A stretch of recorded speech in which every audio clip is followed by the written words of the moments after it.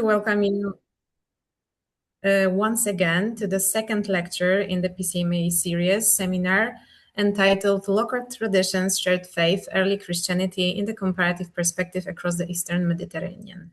This time, Professor Gabriele Castiglia will take us further south to the Eritrean coast of the Red Sea to discuss the extraordinary Christian architecture of the Adulis. Gabriele Castiglia is affiliated with the Pontificio Istituto di Archeologia Cristiana, a Roma, and his research primarily focuses on the material spread of Christianity during late antiquity and the early Middle Ages, with particular attention to urban and rural contexts, as well as topographical aspects. In addition to this, his excavations at Adulis, since 2023, he has been conducting a fieldwork project in Palestine and Calabria.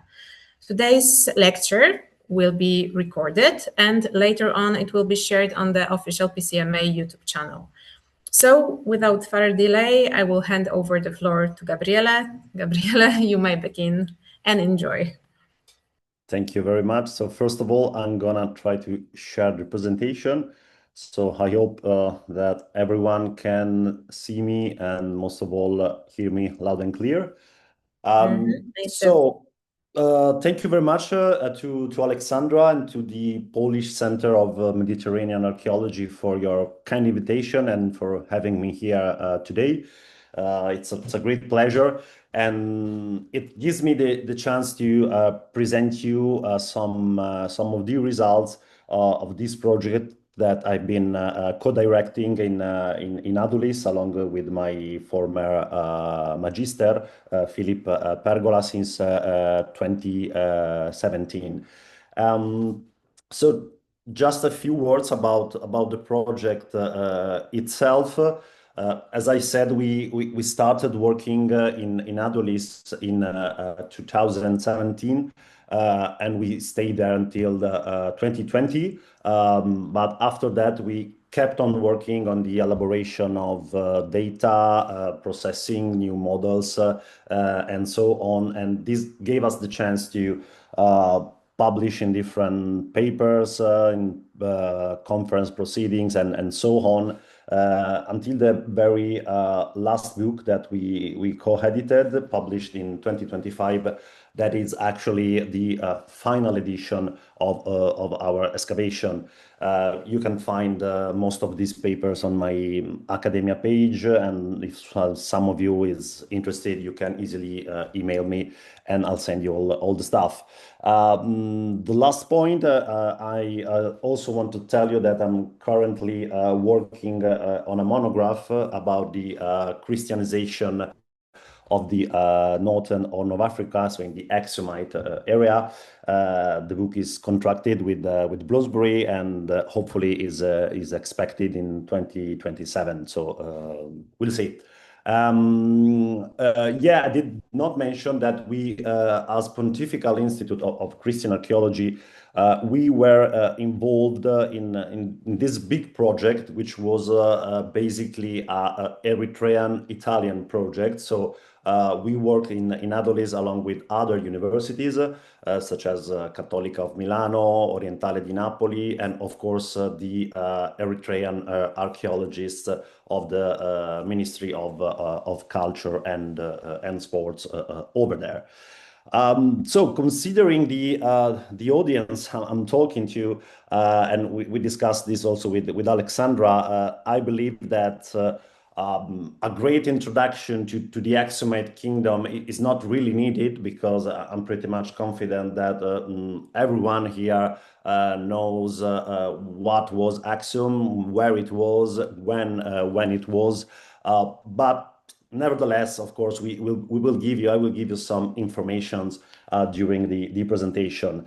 So the idea is to start directly from Adulis, that, as you know, and as it was already mentioned, stands in present-day Eritrea, namely in the northern Red Sea region, in the Gulf of Zula, and just facing the big Dalak archipelago, so these islands that you see in front of Adulis.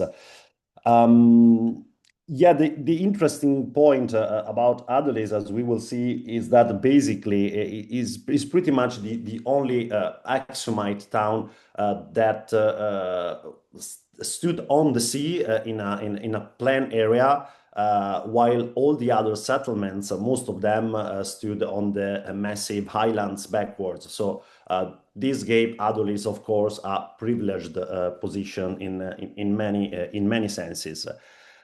Yeah, we know. I'll go to this very quickly because all these informations are very well known. But this is important to give the frame, to Adulis, which is mentioned already from at least from the first century of the current era, first by Pliny the Elder, and then most of all by the Periplus Maris Eritrea, which is a very famous, even though anonymous treaty, dated possibly again to the third century of the current era, that give us very important information about how Adulis and the Aksumite kingdom and the Red Sea were really the core of a world that was already global, we might say, connecting the Indian Ocean, the Indian Peninsula, even China indirectly to the Mediterranean via the Red Sea. And what's very interesting and is that in this map I've tried to map the most important sites mentioned in the Periplus. So these give us very well the idea of the great network that Adulis and the Aksumite kingdom had. And moreover, as we will see in the course of this presentation, we will see how archaeology actually confirmed this great network, not only in the first century CE, but in the long-lasting Aksumite history. So we don't have that many sources about ancient Adulis, but actually the few ones that we have are very important. I would like to start with probably the most famous one, which is the Christian topography or Christianiche topographia or Topografia Christiana by Cosmas Indicopleustes. So Cosmas Indicopleustes was this very particular, strange man who probably came from Alexandria in Egypt. He lived in the 6th century CE. And yeah, he wrote this very big book, which is very often, I would say, a bit delusional because he spends most of the time trying to demonstrate that the earth was flat. And he also gave us many theological suggestions about many aspects. But what's interesting for us is one of the last books when he discusses his travels to the Horn of Africa.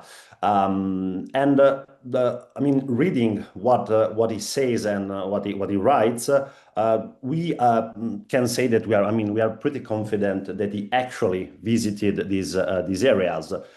What's very important in his book is also the fact that he present some drawings, some vignettes, as you can see here in the slides. These come from two different manuscripts of the original version of the Christian topography. And why are them so interesting? So let's start from the one on the right, where of course we see on the bottom right the famous so-called throne of Adulis. But most of all, you see on the top there is this like little drawing which says Polis Adule. So this is according to Cosma, the depiction of the city of Adulis, but of course we don't know if this picture is reliable or not. If we move to the other picture, the one on the left, It's very interesting again. So this is upside down, we might say, because we have the north on the bottom and the south on the top. So on the left, we see the Red Sea, Thalassa, so that's the indication of the sea, of course, and three sides. In the center, we have Adulis itself. On the south, which is on the top for us, we have these Thelonian Gabazas, we'll go back to it, and on the north, bottom for us, we have Samidi. Of course, in the hinterland, you see Aksum, the capital city, and in the center, again, the famous throne of Adulis. Why is this so interesting? Because actually, by doing some surveys, it was possible to identify these sites. Okay, we know about Aksum, we know about Adulis, but it was possible to identify also these Thelonian Gabazas and Samidi.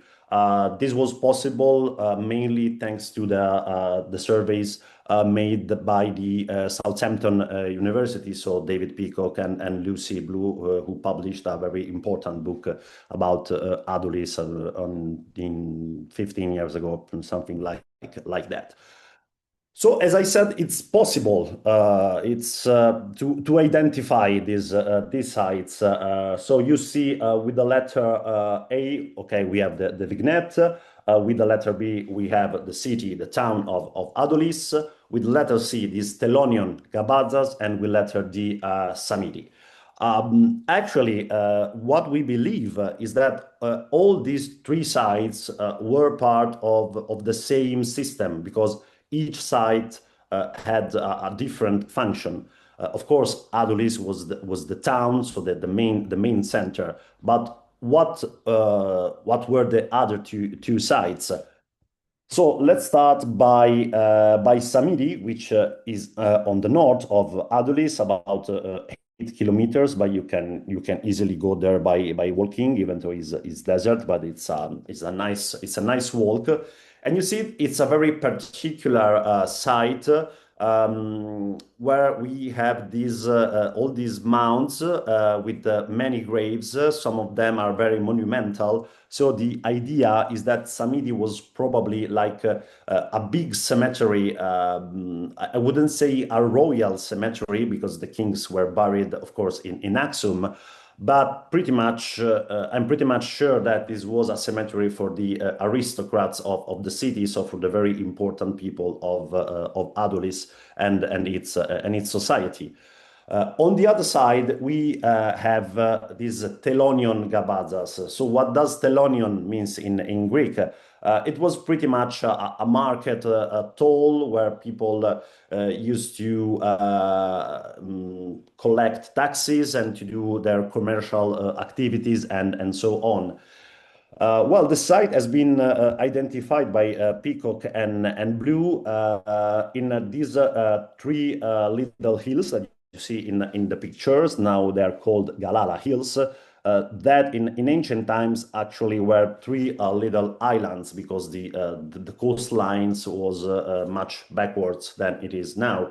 And we have done also some surveys in the area. You can see around these hills some structures, a lot of pottery. So the idea is that this place was both a place of tax collection, as I said, but also the proper port of the city. So really the commercial hub of the city. So as I said, we really have a system polarized on three different sites. So Adulis, Samidi, and Gabazas. So if we now give a look, a much closer look to Adulis. If you look at the map on the left, taken by a publication by my colleague and friend Chiara Zazzaro, you see that it stands alongside a river, the river Hadas. We will go back to that in a short while. Surrounded by three modern villages, Afta, Zula, and Foro. And now the city stands about 6 kilometers from the coastlines, but actually in ancient time the coastline should have been much closer.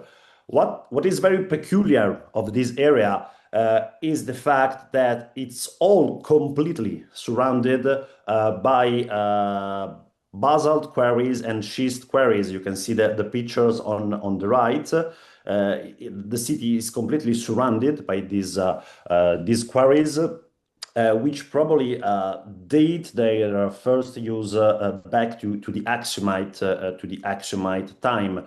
And as we will see, the presence of this geological asset was fundamental in shaping the town.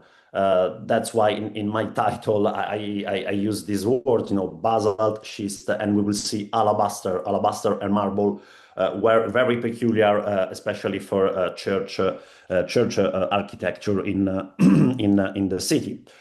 So as I mentioned before, the city was on this river called River Hadas, which is dry for most part of the year. As you can see in this picture. But back in Aksumite times, it was likely navigated most of the year. This is one of the hypotheses. So from the city, I've taken this picture on the side of the river Adas. So the city of Adulis is on my back, and you see those hills in the distance. That is the Telonion Gabazas, so the port, the harbor of the city. So all these three sites was, as I said before, in direct connection to each other. And here, yeah, you can better see the river Adas, delimiting pretty much the city on the south. So what about the context of Adulis itself? This is how Adulis looks like. I'm confident that not many people have been there because it's very difficult to reach to Eritrea and so on. It's very difficult to work there. But this is what comes to your eyes when you arrive to Adulis. So we are in a flat area, as you can see, about 6 meters above the sea level, very flat topographical setting, as I said. Desert landscape characterized by these sparse shrubs, and a lot, as we will see, of schist and basalt outcrops emerging from the ground. We have, sorry, you can see here some examples. When you walk through Adulis, this is what you see. A lot of, as I said, basalt, schist outcrops emerging, a lot of pottery, a lot of walls. This is fascinating, I would say, but this also means, and we will see that again on the topographical map, that actually most of the city, we might easily say, is still unknown. So there would be still a lot of work to do there. So very quickly, we have information about the first exploration explorations to Adulis in the 19th century, and actually the one you see on the right is the very first general plan of the city by Lefebvre, who conducted a great journey to what was called back then Abyssinia, in the half of the 19th century. So what's interesting, if you look at the map of Lefebvre, is that you see a lot of these little black spots. What are these spots? Well, if we look at another map of the city by the Italian archaeologist Roberto Paribeni, we see pretty much the same thing, which are these big concentrations of tombs that he called in his map cimiteri indigeni, which means indigenous cemeteries. And actually, as you can see from the two pictures on the right, this is another peculiarity of the site.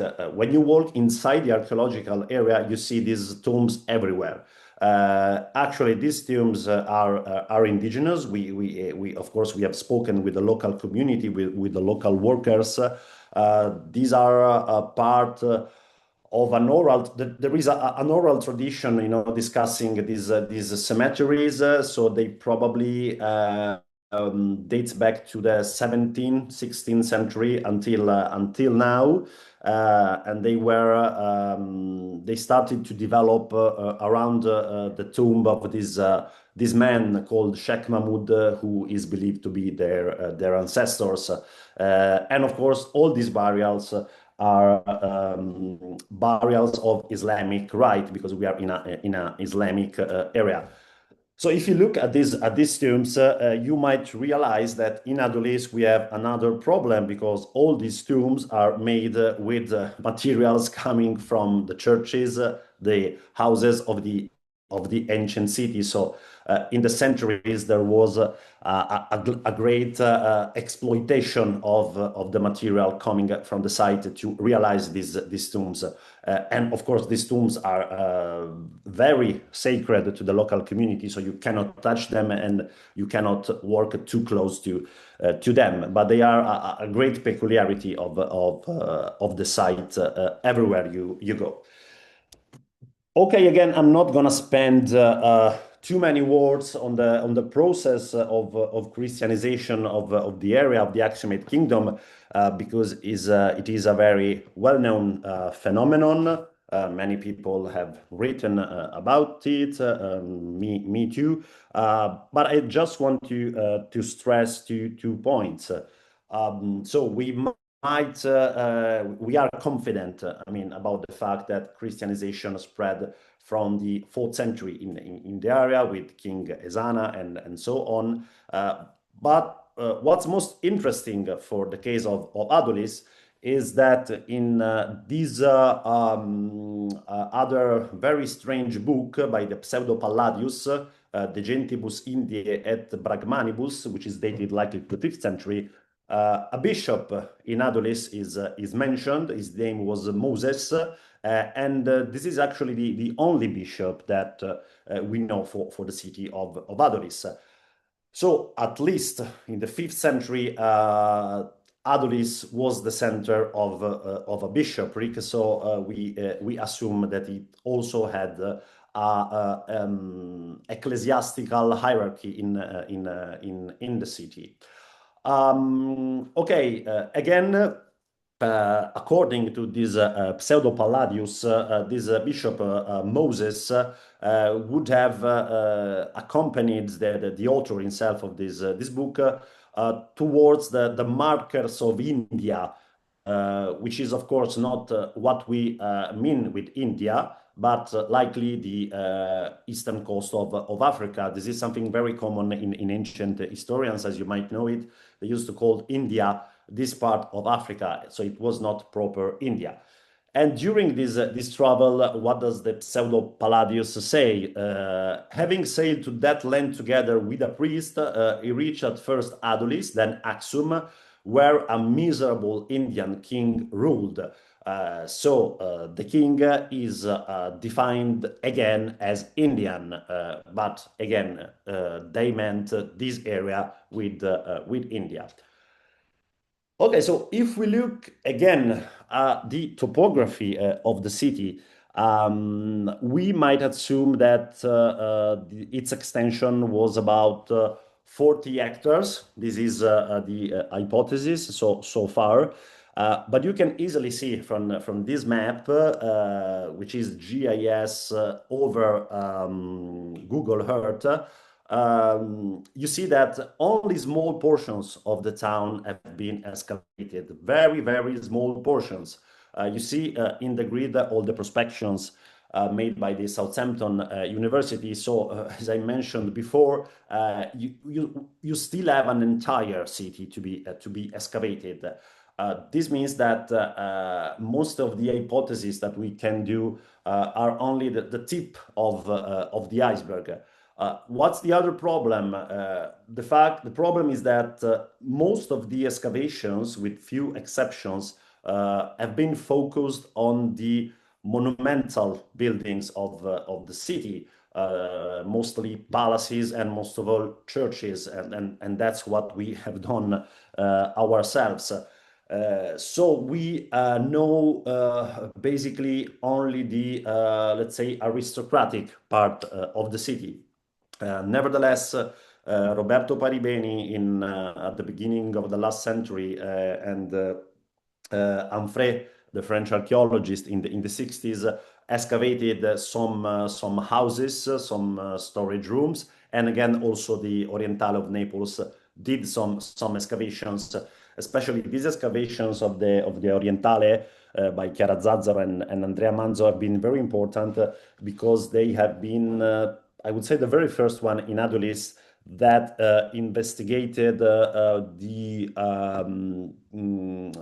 Aksumite phase stratigraphically. Okay, we worked on churches, so we have been investigating the middle Aksumite phase, so our late antique phases. Let's put it this way. So the later phases of the city.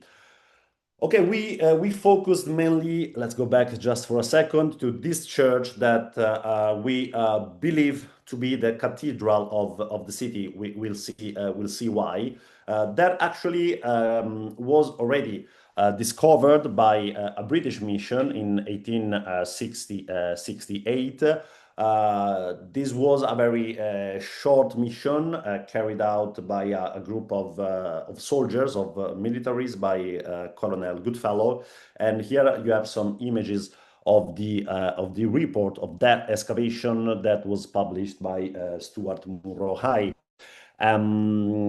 So this very quick excavation led by the British in 1868 led to the discovery of a church, or better, to part of a church, as you can see in the plan that they gave. You see in the bottom of this slide. They found very important materials in marble and alabaster that are now in the British Museum, but I will go back to this in a while. So we decided to resume the excavation in this area.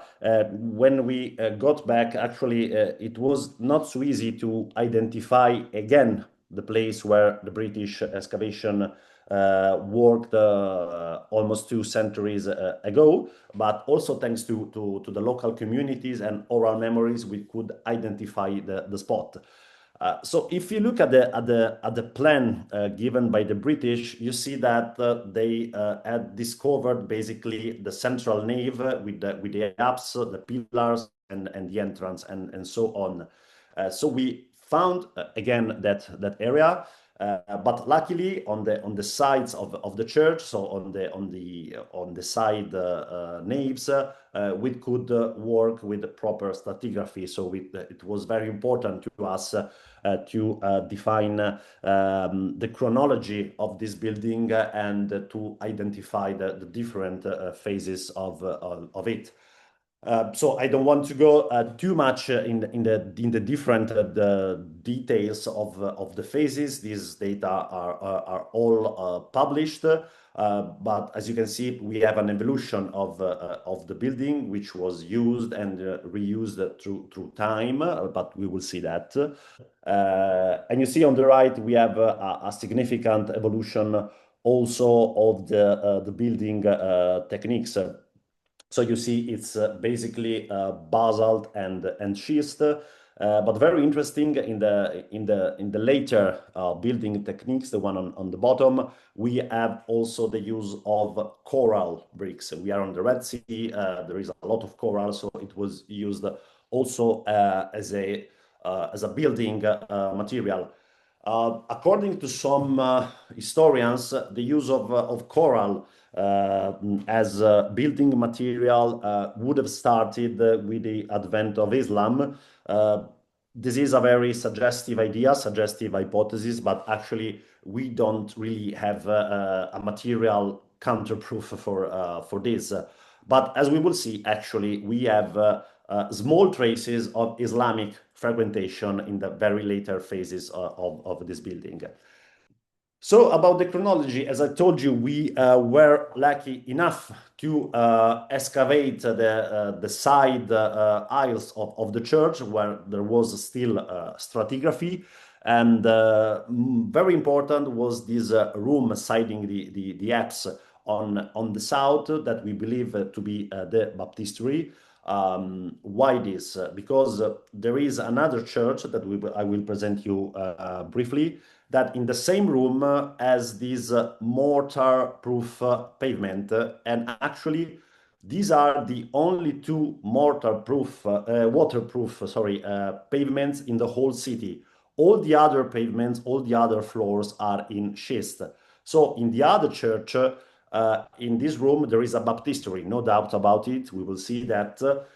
This one is a bit more badly preserved, as you can see, but there is a circular trace in the middle, so we believe this could have been the baptistry.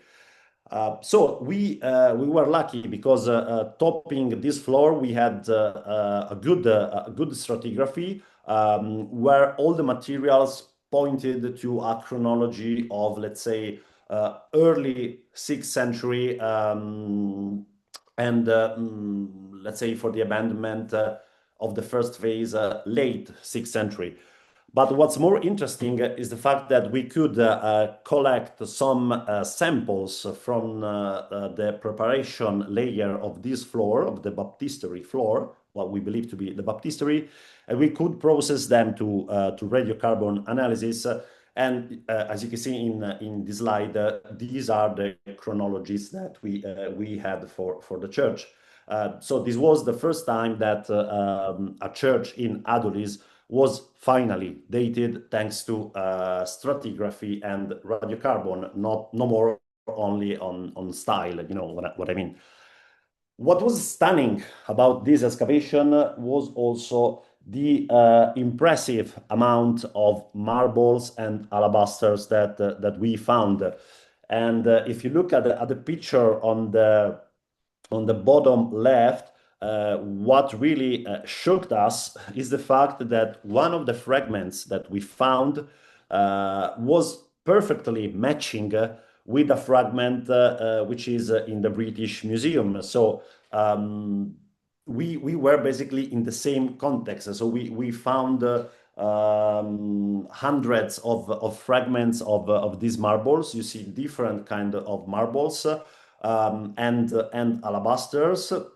And this also allowed us to do some hypotheses about the reconstruction of the liturgical assets of the church. So where did these marbles come from? We have some hypotheses. We compared them also with the analysis done by Peacock and Blue. And actually, these hypotheses, I would say that they match quite well. So most of the marble came from Asia Minor, you know, so from present-day Turkey. We have Proconnesian marbles, so from the area of the Sea of Marmara, Dokimeion marble, again in Asia Minor. But also we have some marbles that maybe came from the Hispanic Peninsula, from Spain and Portugal, especially this black one that you see on the top right. So this is very important, you know, to define the great network that that was around Adulis and this area. A bit more problematic is the question about alabaster. Probably alabaster was local. We have some information about local quarries of alabaster, but we should a bit deepen the analysis about this. So as I said before, the marbles and alabasters found in the British excavations have been recently displayed in this beautiful exhibition at the British Museum with a section about Adulis. And I'm particularly glad that Elizabeth O'Connell is going to give you a talk later on. We have been in touch with her for a long time, and I mean, it was very nice to exchange ideas and opinion, and I wish to thank them for this, of course. So there are some rooms. Let's go backwards for a while, because if you look at these rooms on the left of the pictures, you see these are some rooms which were built before the church. So this must have been a sort of neighborhood of the city. And from one of these rooms, the excavations from L'Orientale of Naples have found this little statue that you can see in this picture. That was studied by Chiara Zazzaro and Anna Filigenzi, and recently published. And they have demonstrated that this little statue came from the Indian Peninsula. It's dated to the 4th, 5th centuries of the current era, pertaining to the Gupta kingdom. So, as I mentioned at the very beginning of my talk, this great network that we know about, thanks to the Periplus Maris Eritrea, as we can see from these findings, is confirmed in the very long chronology of the city. And as we will see later, we also have other elements to testify this, maybe even more interesting. So at a certain point, the church was abandoned. You see, we found these massive and I would also say beautiful collapses. So we have a first abandonment, maybe in the early 7th century. And what happens next? So is this the end of the building? No, it is not, because as you can see from this picture, there are some new rooms that are created by digging within these collapses, like this one you see on the top left. So at the very beginning, while we were excavating, it was very difficult to me and to the team to understand what these rooms were. So at the beginning, we thought, and we also published this hypothesis, that this would have been simply a sort of squat reoccupation of the building and nothing more, with these walls, as I said, dug within the collapses. But while working on the recent book, we processed the data again, pictures, and so on. And so we have done this new hypothesis. We don't know if it works or not, but it is an hypothesis, and I believe it could be quite interesting. So the idea is that they decided in a very late phase, maybe around the 8th century, so that the very late phase of the Aksumite history, to reuse this building as a cruciform church. And here you see two possible hypotheses for the plan of this church. Unluckily, we don't have any layer associated to these walls in the same phase. So it's also, we have no floors, so it's very difficult to have other data. So we are working basically on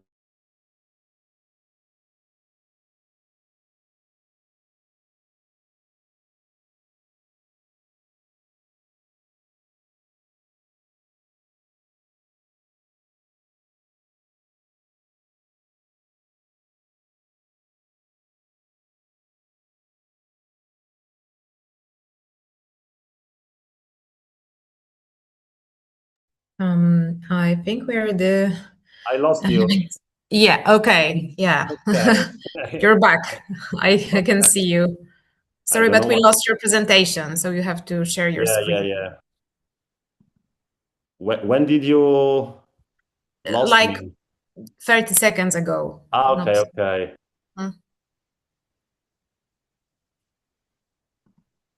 Okay, can you see me? Yeah. Yeah. Okay, okay. Okay, great. Okay, so what I was saying, yeah, we have this hypothesis about the cruciform church. So in a very late phase, we found these two burials directly dug in the collapses. If you look at the one in the pictures, which is the best preserved, we immediately realized that these were burials relevant to the Islamic rite, because these two people were buried on their side with the face towards the Qibla, towards Mecca. So this is typical of the Islamic rite. So when we found these burials, I was very happy, because I was thinking, okay, we finally found some traces of the early Islamization of the area. The early Islamization of this area is believed to be around maybe 9th century, but there are no material traces at all, maybe even 8th century. So I was hoping for such chronologies. But in the end, as you can see, the radiocarbon was completely different. So probably these burials can be dated between the 16th and the early 18th century. But it's again a very interesting data anyway, because it is the expression. Probably this is an hypothesis again of a sort of will to reappropriation of a sacred space by another creed, by another community, from the Islamic community, that probably had the perception of the sacrality of this building and of this place.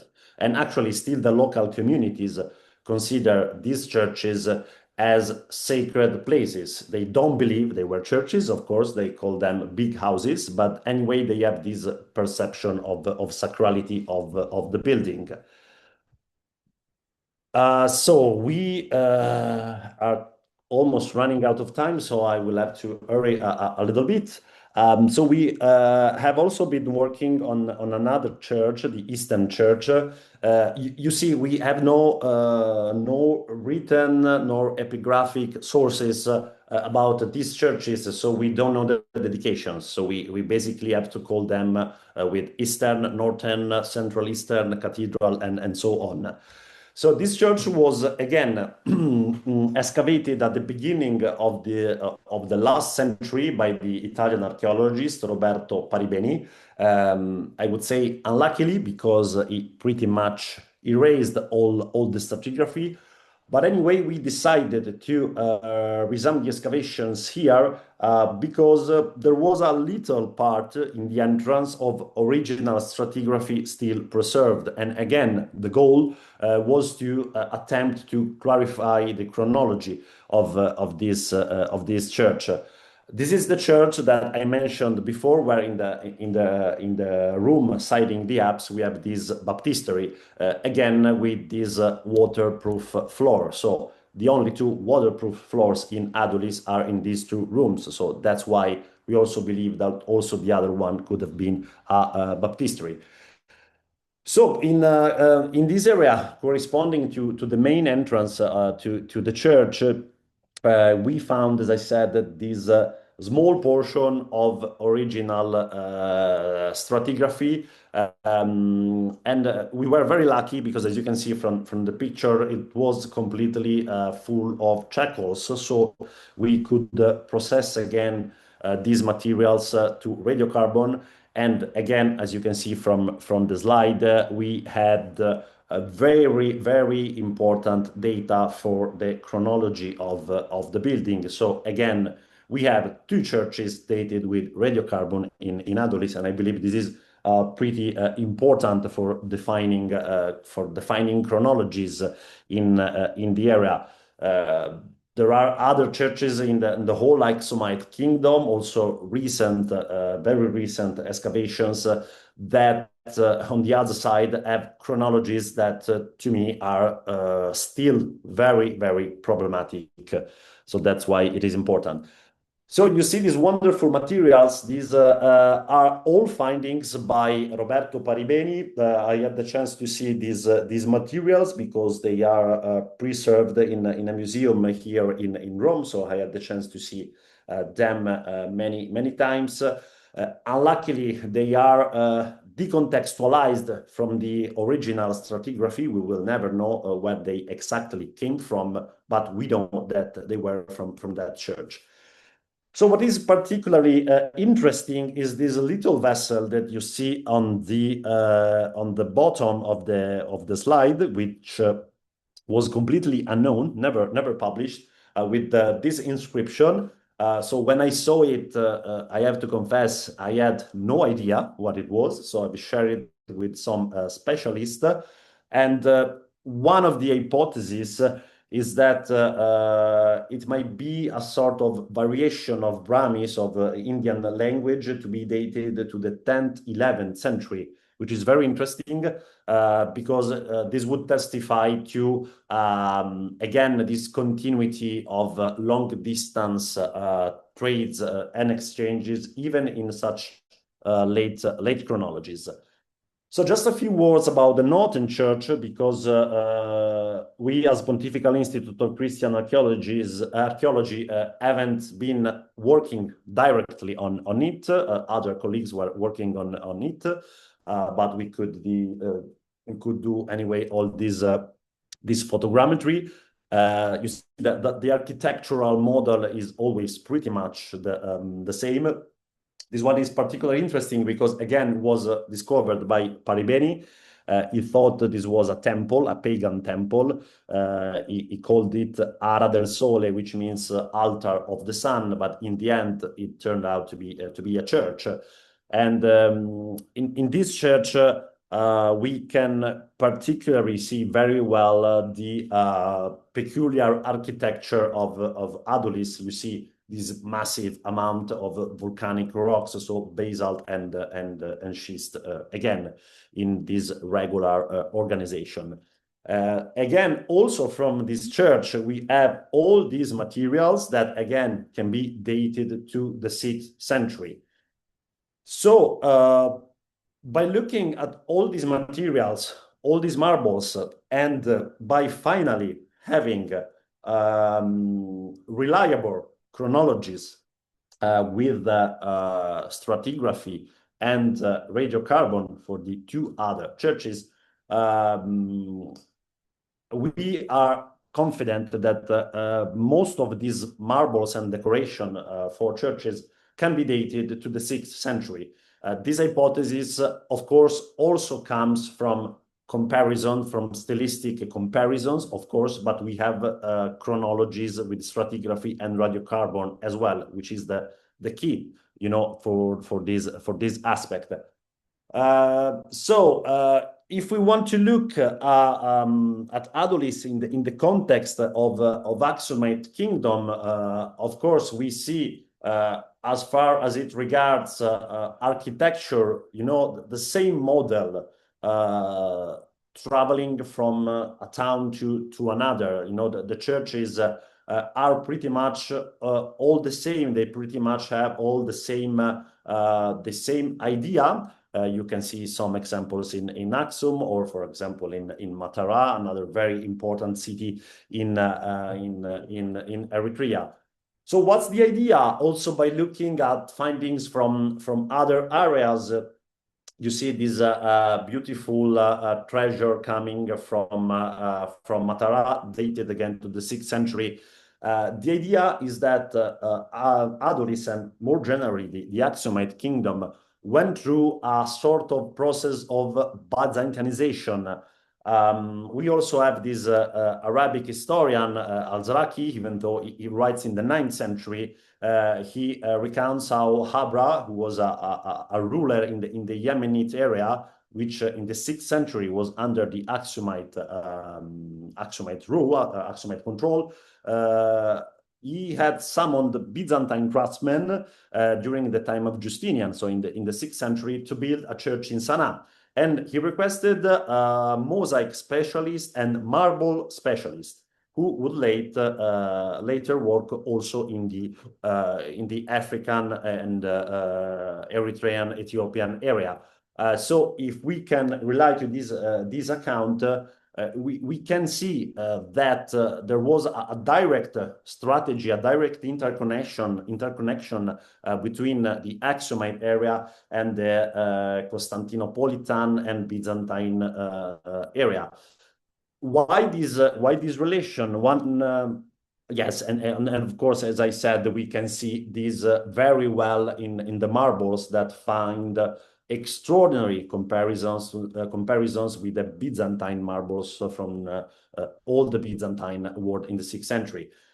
So why this one hypothesis would be related to the war between Byzantium and Persia right in this period in the 6th century.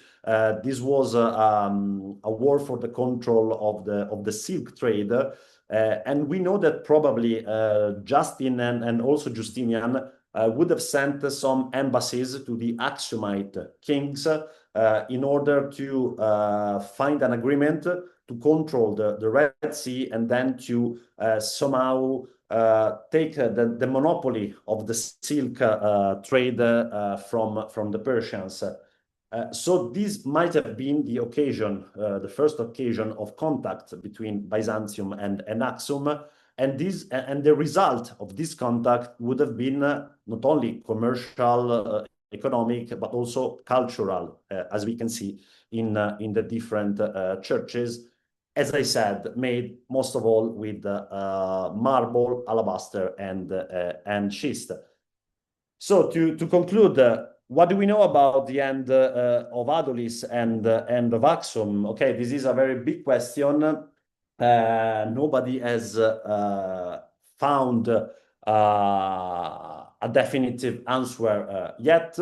Okay, there is this very important, even if a bit outdated, of course, a paper by Karl Batzer, who suggested that the fall of Aksum would have been linked to a sort of agricultural change and climate change, which would have caused a deep crisis.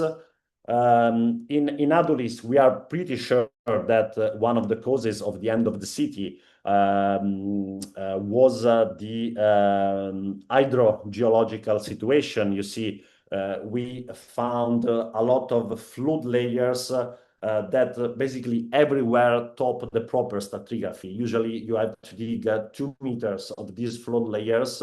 It is sand, luckily, before getting to the proper stratigraphy. So Adulis must have suffered some alluvional issues. Another hypothesis, as I said, is considered the arrival of Islam, and of course, we owe most of this to the very important studies of Timothy Insol, also in the Dalak archipelago, where in Dalakbir there are these important Islamic necropolis. But yet, as I mentioned before about the two Islamic burials that we found, we still have a missing link, because in the tradition of study, Aksum, the kingdom, ends in the 8th, maybe early 9th century. But we don't have early 9th century traces of Islamic presence so far. So there is still a missing link. So the explanation of the arrival of Islam to explain the end of Aksum and then of Adulis is still incomplete and at least not sufficient on its own. And again, the very recent excavations by Michela Gaudiello and Paul Eule in these two sites have actually revealed traces of churches with very late chronologies, maybe even late 8th century chronologies. So these new researches might somehow change the perspective on the end of Aksum and Adulis, which still anyway remain a big question mark in the research agenda. And that said, thank you very much to all of you. I hope everything was loud and clear, and any question, curiosity is of course welcome. Thank you.